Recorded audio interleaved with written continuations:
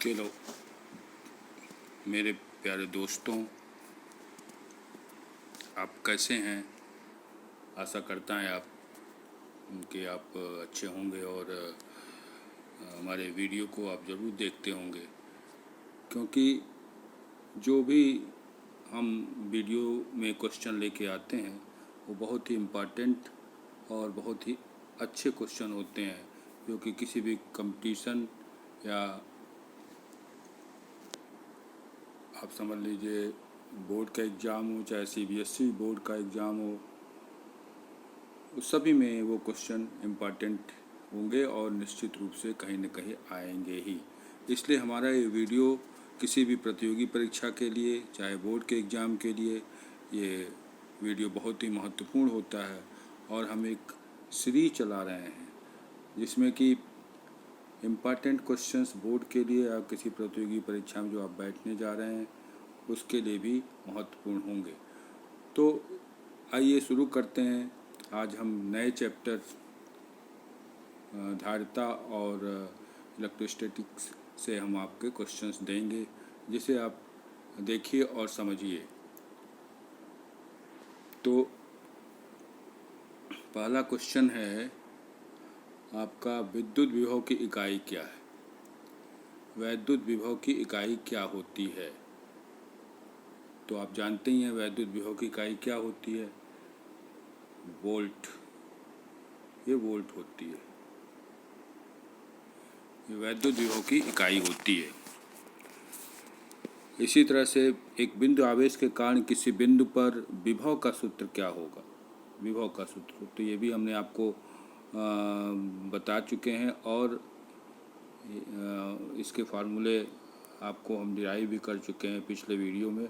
1/4 पाई epsilon 0 Q/r², Q/r, ये विभव का सूत्र है। एक वोल्ट की परिभाषा देखिए, ये वोल्ट, इस वोल्ट की परिभाषा पूछ रहा है, ये बहुत इम्पोर्टेंट है। एक वोल्ट क्या होता है? तो देखिए, जब एक कूलाम आवेश को 1 जूल कार्य करके अनंत से किसी बिंदु पर लाते हैं तो उस बिंदु पर विभव 1 वोल्ट कहलाता है। देखिए, इसको कैसे परिभाषित करेंगे, इसको आपको समझना होगा। देखिए, सबसे पहले तो वोल्ट की परिभाषा निकालने के लिए सूत्र लिखिए और सूत्र के बाद जो है आप उसे देखिए कि उसी सूत्र के आधार पर परिभाषा लिखी जाती है। देखिए, मैं आपको समझा रहे हैं। देखिए,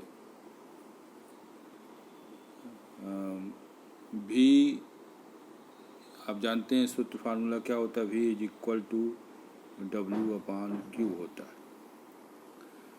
अगर हम Q की वैल्यू 1 कूलाम कर दें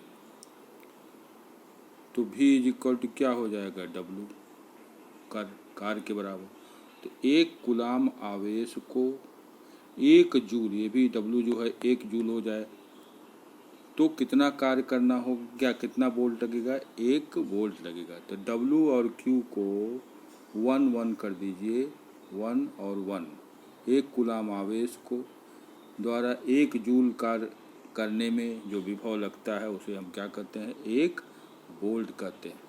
इसी तरह से विभवांतर की क्या परिभाषा होती है, इसे भी आप समझ लीजिए। विभवांतर, देखिए, विभवांतर में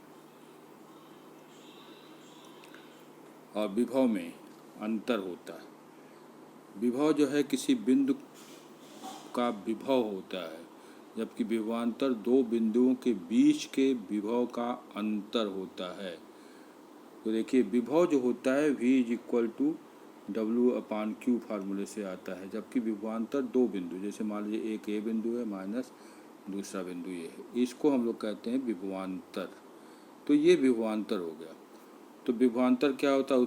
किसी बिंदु से दूसरे बिंदु तक 1 कूलाम आवेश को ले जाने में किया गया कार्य जो है दोनों बिंदुओं के बीच का विभवांतर कहलाते। एक बिंदु से, जैसे मान लो एक बिंदु से दूसरे बिंदु तक ले जाने में जितना भी कार्य होगा वो विभवांतर है। जैसे मान लीजिए ये बिंदु है और ये भी बिंदु है, तो एक बिंदु से दूसरे बिंदु तक कितने आवेश को? 1 कूलाम आवेश को ले जाने में जितना कार्य होगा वही विभवांतर कहलाता है। तो देखिए विभवांतर मतलब दो बिंदुओं के बीच का अंतर, मतलब दो बिंदुओं के बीच के विभव का अंतर, दो बिंदुओं के बीच के विभव का अंतर। तो एक बार आप फिर से समझ लीजिए कि दो बिंदुओं के बीच का जो अंतर होता है वो विभवांतर कहलाता है। मतलब कि एक कूलाम आवेश को एक बिंदु से दूसरे बिंदु तक जब हम ले जाते हैं तो जो कार्य किया जाता है उसे हम लोग क्या कहते हैं, विभवांतर कहते हैं। चलिए अब नेक्स्ट क्वेश्चन पर चलते हैं। नेक्स्ट स्लाइड है आपकी धारिता। धारिता मतलब कैपेसिटी। कैपेसिटेंस क्या होता है, धारिता क्या होती है। देखिए धारिता मतलब देखिए धारिता को हम लोग किससे प्रदर्शित करते हैं ये भी ध्यान दीजिए। धारिता को दो पैरेलल लाइन ऐसे खींच दीजिए, ये संधारित्र हो गया। ये आवेश को संग्रहित करने का, आवेश को इकट्ठा करने का एक अपरेटस है या एक यंत्र है जिसमें आवेश एकत्रित होता है। तो कैपेसिटर धारिता क्या होती है, इसकी इकाई क्या होती है, इसकी इकाई जो होगी वो फैराड होगी। फैराड होती है, इसको यफ से प्रदर्शित करते हैं, ये फैराड होती है, यही धारिता है। इसको सी से, धारिता को सी से दिखाते हैं और उसकी जो यूनिट होगी उसकी यूनिट क्या होगी, फैराड होगी। कैपेसिटर के प्लेटों के बीच डाइलेक्ट्रिक डालने पर धारिता पर क्या प्रभाव है। बहुत अच्छा क्वेश्चन, बहुत इंपॉर्टेंट है क्वेश्चन। देखिए ये कैपेसिटर है, ये कैपेसिटर है, इसके बीच में अगर हम कोई डाइलेक्ट्रिक माध्यम, कोई दूसरा जैसे कांच के गुटका या कुछ भी रख देते हैं तो उससे उसके धारिता पर क्या प्रभाव पड़ेगा।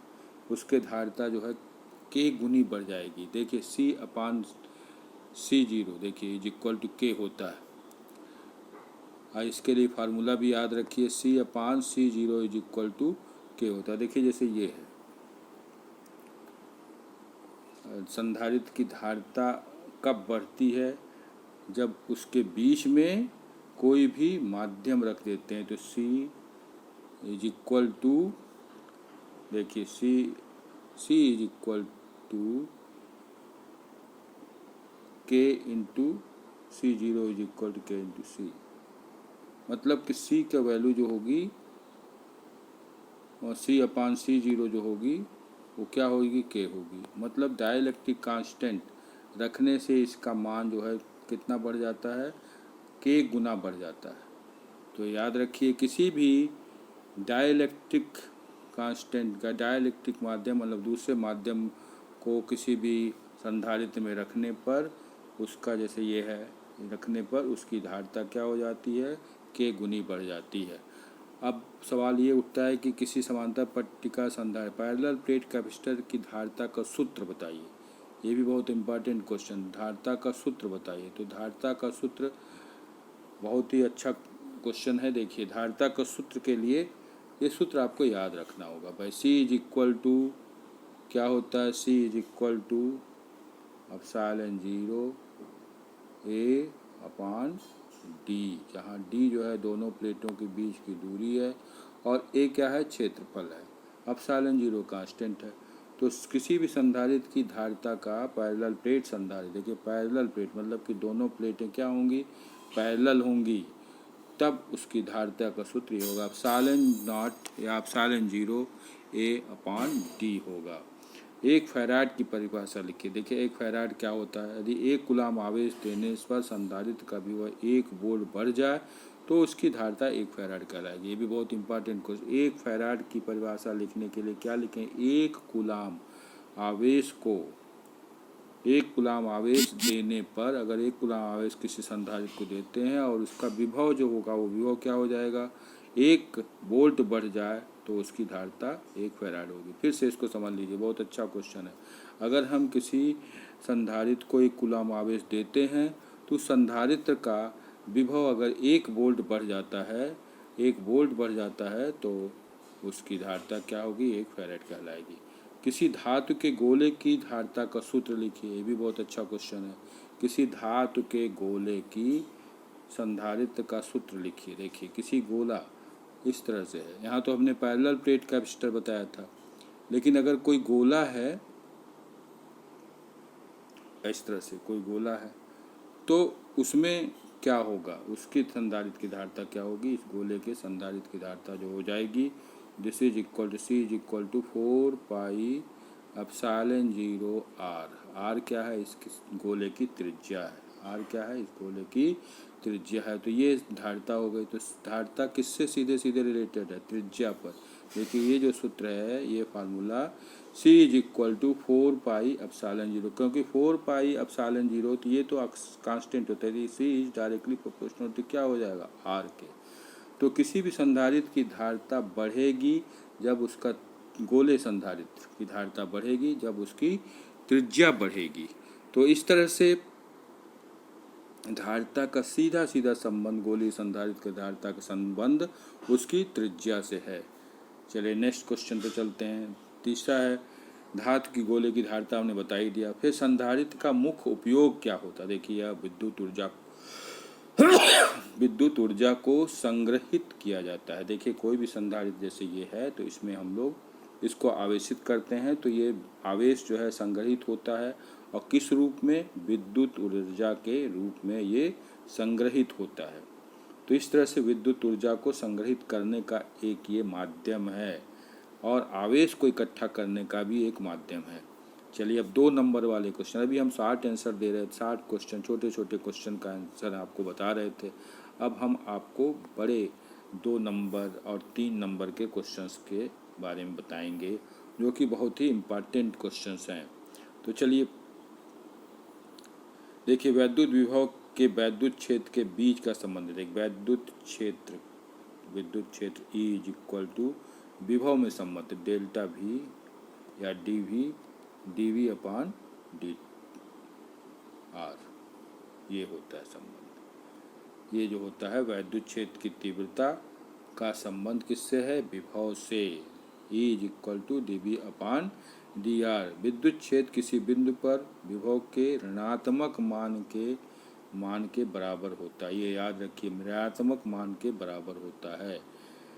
चलिए नेक्स्ट क्वेश्चन है, 2 संधारित्र C1 और C2 श्रेणी क्रम से जुड़े गए तो समतुल्य धारिता बताए। श्रेणी क्रम और समांतर क्रम ध्यान दीजिए, इसमें श्रेणी क्रम और समांतर क्रम आपको समझ में आना चाहिए कि श्रेणी क्रम क्या होता है और समांतर क्रम क्या होता है। यहाँ हम आपको बता रहे हैं कि श्रेणी क्रम जो होता है उसका भी चित्र हम बनाते हैं, और समांतर क्रम। तो श्रेणी क्रम में देखिए 2 संधारित्र 2 या 3 संधारित्र को ऐसे सीधे जोड़ दीजिए, इस तरह से जोड़ दीजिए, तो ये श्रेणी में होगा C1 C2 और ये C3। तो इस तरह से श्रेणी क्रम में, और समांतर क्रम में जो होगा ऐसे सीधा इस तरह से, सभी प्लेटों, पहली प्लेट एक बिंदु से, दूसरी प्लेट दूसरे बिंदु से, तो ये समांतर क्रम होगा। तो श्रेणी क्रम में ये फार्मूला मतलब ये चित्र रहेगा, और समांतर क्रम में ये चित्र रहेगा। अब इनकी तुल्य धारिता क्या होगी, इसके लिए हम आपको बताने जा रहे हैं। तो ध्यान दीजिए 2 प्रकार का कॉम्बिनेशन होता है, एक तो श्रेणी क्रम होता है और दूसरा जो होता है वो समांतर क्रम होता है। चलिए नेक्स्ट क्वेश्चन में चलते हैं। देखिए श्रेणी क्रम जो होता है उसके लिए सूत्र क्या होगा। अगर श्रेणी क्रम में जुटा हुआ है तो उसकी तुल्य धारिता जो होगी वो 1/C is equal to 1/C is equal to 1/C1 plus 1/C2। ये श्रेणी क्रम सीरीज में अगर है संधारित्र तो ये इसकी तुल्य धारिता होगी C equivalent is equal to C1 1/C1 1/C2। और अगर ये पैरेलल में है तो यही चीज़ हो जाएगी C equivalent is equal to C1 plus C2। तो ये दोनों फार्मूला आप याद रखिए, श्रेणी क्रम में, समांतर। अब यहीं देखिए ठीक इसका उल्टा होता, अगर प्रतिरोध होता तो ये चीज़ एकदम उलट जाती। श्रेणी क्रम में प्रतिरोध का तुल्य प्रतिरोध जो होगा वो कितना होगा, इसका भी सूत्र अलग से हम आपको बता दे रहे हैं। देखिए श्रेणी क्रम में प्रतिरोध अगर जुड़े हुए हैं तो R is equal to R1 plus R2 होगा श्रेणी क्रम में, जबकि समांतर क्रम में ये हो जाएगा 1/R1 प्लस 1/R2। तो ये देखिए, यहीं पर कन्फ्यूजन मत करिएगा। देखिए अगर आपको संधारित्र पूछ रहा है तो ये फार्मूला लगाएंगे, समांतर और श्रेणी क्रम। अगर प्रतिरोध पूछ रहा है तो ये फार्मूला लगाएंगे। संधारित्र और प्रतिरोध के चित्र भी अलग अलग होते हैं। वो ऐसा नहीं कि आप कहीं संधारित्र की जगह वो लगा दें, लेकिन चित्र बना दें प्रतिरोध का। ये भी ध्यान, ऐसी गलतियां अक्सर बच्चे करते हैं। देखिए क्या गलती करते हैं। देखिए संधारित्र में 2 समांतर प्लेटें होती हैं, ये संधारित्र हो गया। और वो जो होते हैं प्रतिरोध जो होते हैं ये होता है, ये प्रतिरोध होता है, ये संधारित्र होता है। तो ये आपका चित्र है, ये आप इससे रिप्रेजेंट करते हैं। तो संधारित्र और प्रतिरोध में ये फ़र्क है। अब देखिए, अब इस पर कुछ छोटे छोटे न्यूमेरिकल भी आपको हम बताने जा रहे हैं। याद रखिए इम्पॉर्टेंट क्वेश्चंस इसलिए हैं क्योंकि यही 1-1, 2-2 नंबर के क्वेश्चन आप अच्छी तरह से समझ लेंगे तो आपको फुल मार्क्स मिल जाएंगे। अब देखिए 2 संधारित्र 6 माइक्रोफेरेड और 12 माइक्रोफेरेड की श्रेणियों संधारित्र श्रेणी क्रम में जुटे हुए, तो इसकी समतुल्य धारिता बताइए। तो ये हो जाएगा 1/C इज इक्वल टू 1/6 और 1/12। ये ये फार्मूला लगा देंगे तो इससे जो वैल्यू आ जाएगी C इज इक्वल टू कितना आ जाएगा 4 माइक्रोफेरेड। तो फैरेड इसका मात्रक है, ये माइक्रोफेरेड हो जाएगा। तो इस तरह से ये फार्मूला लगा करके इसको आप निकाल सकते हैं। तो ये संधारित्र से संबंधित ये क्वेश्चन। चलिए नेक्स्ट स्लाइड पे चलते हैं। अब देखिए किसी भी संधारित्र की संग्रहित ऊर्जा का सूत्र लिखिए। संग्रहित किसी भी संधारित्र में कितनी ऊर्जा, भी हमने बताया था ना कि संधारित्र जो है आवेशों को संग्रहित करता है और किस रूप में करता है, ऊर्जा के रूप में। तो उसके लिए formula U is equal to 1/2C संधारित्र की धारिता और V की स्क्वायर वोल्टेज का स्क्वायर के बराबर होता है। तो ये आपको इसके संधारित्र में संग्रहित ऊर्जा का ये क्या है, सूत्र है। अब देखिए वैद्युत विभव का क्या अर्थ है। वैद्युत विभव का क्या अर्थ है। वैद्युत विभव जब किसी बिंदु पर किसी भी आवेश को अनंत से लाने में कार्य शून्य हो तो उस बिंदु का विभव शून्य होता है। तो वैद्युत विभव शून्य का क्या अर्थ है। देखिए किसी बिंदु पर अगर विभव शून्य है, वो क्या चीज़ बता रहा है। अब मान लीजिए कोई भी पॉइंट ये है, ये बिंदु है और यहाँ पर V की वैल्यू जो है 0 है। इसका मतलब क्या हुआ, अनंत से ध्यान दीजिए, अनंत से किसी बिंदु पर किसी भी आवेश को अनंत से लाने पर जो कार्य किया जाता है उसकी वैल्यू अगर 0 है तो उस ऊपर विभव क्या हो जाएगा, 0 हो जाएगा। क्योंकि V is equal to W/, ये फार्मूला हमने आपको बताया था, V is equal to W/Q होता है। इसमें कि अगर इसी आवेश को, एकांक आवेश को अनंत से किसी बिंदु पर लाते हैं लेकिन कार्य का मान क्या हो जाता है, 0 हो जाता है, तो उस बिंदु पर विभव क्या हो जाएगा, शून्य हो जाएगा। चलिए अब इससे न्यूमेरिकल देखिए कुछ ऊर्जा से संबंधित। देखिए ये न्यूमेरिकल है 10 माइक्रोफैरेड संधारित्र को 100 वोल्ट के विभवांतर से जोड़ा गया है। तो इसका जो है संग्रहित ऊर्जा टोटल कितनी ऊर्जा होगी उसे हमें बताना है। तो इसके लिए जो फार्मूला है U इज इक्वल टू, आप जानते हैं U is equal to 1/2CV square. तो इस तरह से आप इसकी वैल्यू रख देंगे। C की वैल्यू दी हुई है 10 माइक्रोफैरेड और V की वैल्यू कितनी दी हुई है 100 वोल्ट। तो इसको बल्क रख करके आप इसकी वैल्यू निकाल सकते हैं आसानी से। चलिए नेक्स्ट क्वेश्चन की तरफ बढ़ते हैं। 6वां क्वेश्चन देखिए, 6वें स्लाइड में देखिए, ये बहुत इम्पॉर्टेंट क्वेश्चन है। देखिए दो बिंदु आवेश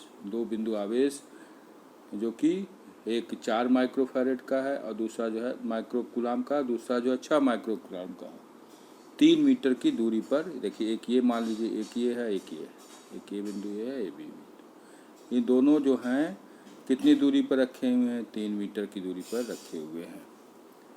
तो इनके बीच मध्य बिंदु पर विद्युत क्षेत्र की तीव्रता ज्ञात करें। तो इसका सीधा फार्मूला देखिए, ये रख दीजिए सीधा। आप देखिए एग्जाम में ज़्यादा कंफ्यूज होने की ज़रूरत नहीं है। कुछ कंपटीशन में समय भी कम रहते हैं और प्रतियोगी परीक्षा में समय कम रहने के कारण कुछ फार्मूले डायरेक्ट रखे जाते होते हैं। विद्युत क्षेत्र की तीव्रता के लिए ये फार्मूला रखिए, E is equal to K Q1/r², Q2/r²। सब वैल्यू रख दीजिए, इसमें दी हुई है।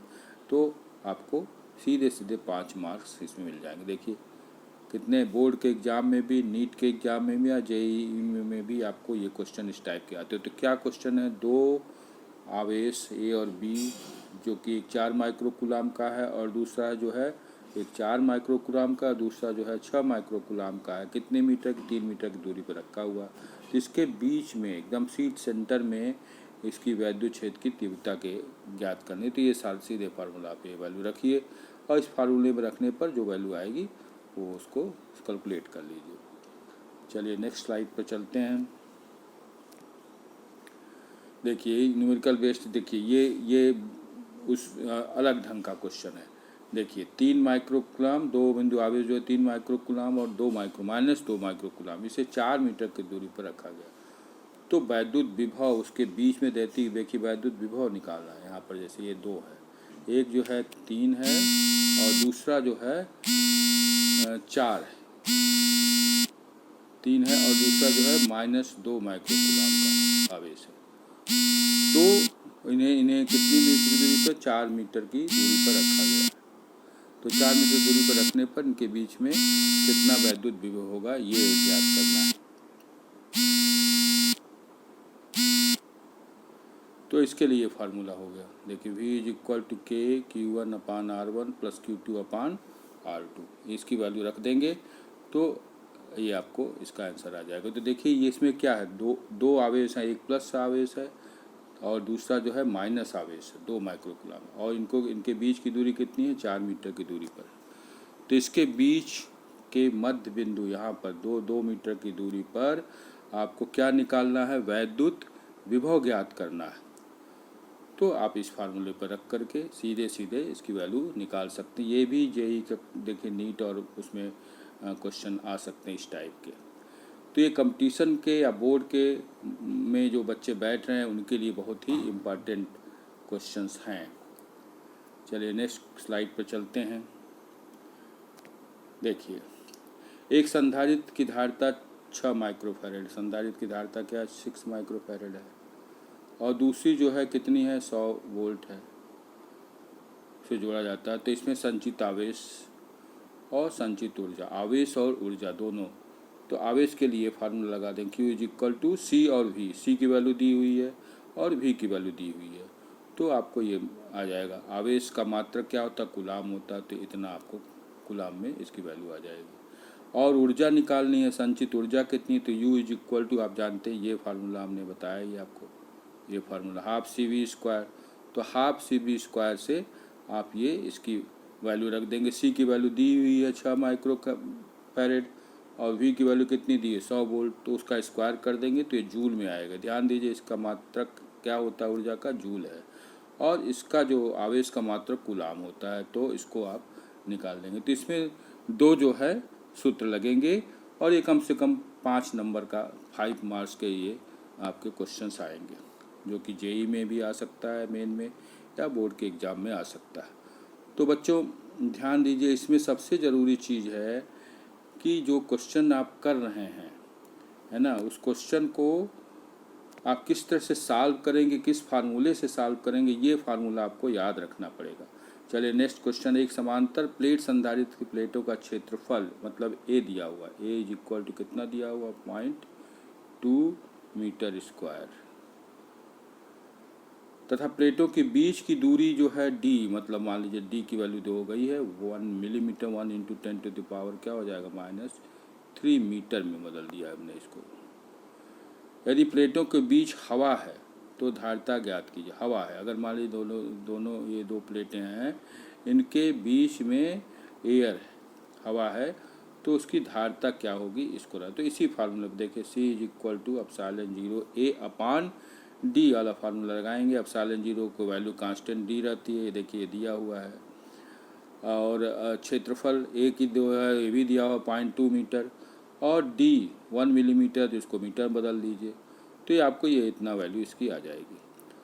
तो इस तरह से समांतर प्लेट संधारित्र की आप जो है धारिता ज्ञात कर लेंगे। जब इसके बीच में क्या है? एयर है, तो आप इसकी धारिता आराम से निकाल सकते हैं। तो एक समांतर प्लेट संधारित्र का प्लेट का क्षेत्रफल इसमें दिया हो, ये क्षेत्रफल हो गया, दोनों प्लेटों के बीच की दूरी हो गई। तो इस फार्मूले में आप रख देंगे तो इसकी वैल्यू आ जाएगी। तो ये भी क्वेश्चन बोर्ड 3 नंबर के बोर्ड के क्वेश्चन है, CBSE बोर्ड में या किसी भी बोर्ड में आपके आएंगे। तो आशा करते हैं आप ये सब क्वेश्चन समझ गए होंगे, अच्छी तरह से समझ गए होंगे और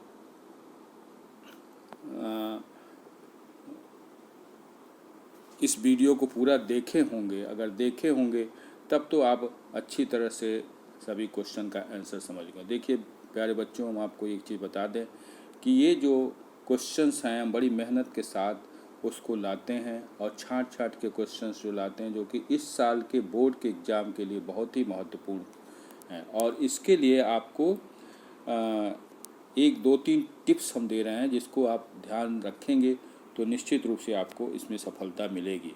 सबसे पहले तो आप सभी फार्मूले जो चैप्टर्स आप पढ़ रहे हैं उसके फार्मूले याद रखिए। और दूसरा जो है, अगर आपको फार्मूला याद रहेगा तो आप आसानी से आप जो है उसी फार्मूले में मान रख देंगे। मान रखने पर, उसकी वैल्यू रखने पर आप उसको उसकी कैलकुलेट करके उसके रिजल्ट निकालेंगे। तो देखिए 1 नंबर के क्वेश्चन, 2 नंबर के क्वेश्चन, 3 नंबर के और 5 नंबर के क्वेश्चन में आपको ये ध्यान रखना है कि 1 नंबर का क्वेश्चन जो होता है वो छोटा होता है और वो आपको बार बार पढ़ने से, हम इतने सारे क्वेश्चन करा देते हैं इसी वीडियो में। अभी हम और नए नए वीडियो लाएंगे, उसे आप देखिएगा कि आपको एकदम याद हो जाए 1 नंबर क्वेश्चन। फिर 2 नंबर के क्वेश्चन 2 पार्ट होते हैं 1 नंबर के, उसको भी आप मैक्सिमम कोशिश करिए कि पढ़ते हुए समझते हुए आपको याद हो जाएगा। उसके बाद आता है आपको 5 नंबर के क्वेश्चन और 3 नंबर के क्वेश्चन। इसमें थोड़ी सी आपको मेहनत करनी पड़ेगी। उसके लिए आपको फार्मूला याद रहना चाहिए, वो चैप्टर अच्छी तरह से समझ में आना चाहिए, तब तो आप उसको अच्छी तरह से कर पाएंगे। और ऐसे भी फिजिक्स बहुत ही हार्ड सब्जेक्ट नहीं होता है। बच्चे डर जाते हैं कि भाई फिजिक्स हार्ड है इसलिए उसमें ज़्यादा इंटरेस्ट नहीं ले, लेकिन आप हमारा वीडियो अगर लगातार देखेंगे तो वीडियो जब आप देखेंगे तो उसमें हम हर चैप्टर को समझाते रहते हैं और चैप्टर के साथ साथ उसके इम्पॉर्टेंट क्वेश्चन भी कराते रहते हैं। ख़ास तौर से यूपी बोर्ड के एग्ज़ाम में या CBSE बोर्ड के एग्ज़ाम के लिए 12th क्लास के बच्चों के लिए बहुत ही इम्पॉर्टेंट वीडियो हमारा होता है और बहुत ही बच्चे हमारे लाइक भी करते हैं। इसलिए आपको भी हम यही बताएंगे कि अगर हमारा नया वीडियो आप देखना चाहते हैं तो उसे सब्सक्राइब करिए और लाइक करिए, और जो आपको समझ में नहीं आता या जो भी आपको प्रॉब्लम है उसे आप कमेंट बॉक्स में ज़रूर लिखिए। तो इससे हमारी जो है प्रॉब्लम दूर हो जाएगी, क्योंकि हम आपके समझने, आपका स्तर या आपके नॉलेज को हम उसी से आकलन कर लेंगे कि आप किस तरह से वीडियो चाहते हैं और कैसा वीडियो चाहते हैं। तो कमेंट बॉक्स में जो कमेंट ज़रूर दीजिए और साथ ही साथ हमारे पूरे वीडियो को देखिए। पूरा वीडियो देखने से ये होगा कि आपको उस चैप्टर की अच्छी जानकारी हो जाएगी और न्यूमेरिकल भी जो आप करेंगे वो न्यूमेरिकल आने ही आने हैं। तो आशा करते हैं आप हमारे इस वीडियो को पूरा देखे होंगे, और अगर सब्सक्राइब अभी भी नहीं किए हैं तो सब्सक्राइब ज़रूर कर लीजिए, जिससे नया वीडियो आपको तुरंत मिल जाए, और लाइक कर दीजिए जिससे कि आप आगे के वीडियो के साथ साथ हमारे लेक्चर्स जो भी हैं उसे आप समझिए। क्योंकि मेरा अनुभव 1 दिन का नहीं, 2 दिन का नहीं है, बल्कि 20, 25, 30 साल का अनुभव है, जो कि फिजिक्स का ही अनुभव है। इसका हम लाभ आपको देना चाहते हैं और ये आप पर डिपेंड करता है कि आप उसका लाभ किस तरह से उठाते हैं। तो पुनः प्यारे बच्चों, आपको ढेर सारी शुभकामनाएं और उज्जवल भविष्य के लिए एक ही हम रास्ता बताते हैं कि आप अगर कड़ी मेहनत करेंगे तभी आपको सफलता मिलेगी। कोई शॉर्टकट रास्ता नहीं है। उसके लिए आपको लगातार जो बोर्ड के क्वेश्चंस आते हैं उसको पढ़ते रहना होगा और उसको समझते रहना होगा। और अगर आप फिजिक्स में तेज़ हो जाएंगे तो निश्चित रूप से आप अन्य सब्जेक्ट में भी तेज हो जाएंगे, क्योंकि फिजिक्स ही बेस होता है। बेस अगर मजबूत हो गया तो आप अगले जो जैसे केमिस्ट्री हुआ, मैथ हुआ, उसमें भी आप अच्छी तरह से कर सकेंगे। तो पुनः आपसे हम विदा लेते हैं और नए वीडियो के साथ पुनः हम प्रस्तुत होंगे, और आशा करते हैं आप सब्सक्राइब कर देंगे और लाइक करके अपना कमेंट लिखेंगे। धन्यवाद।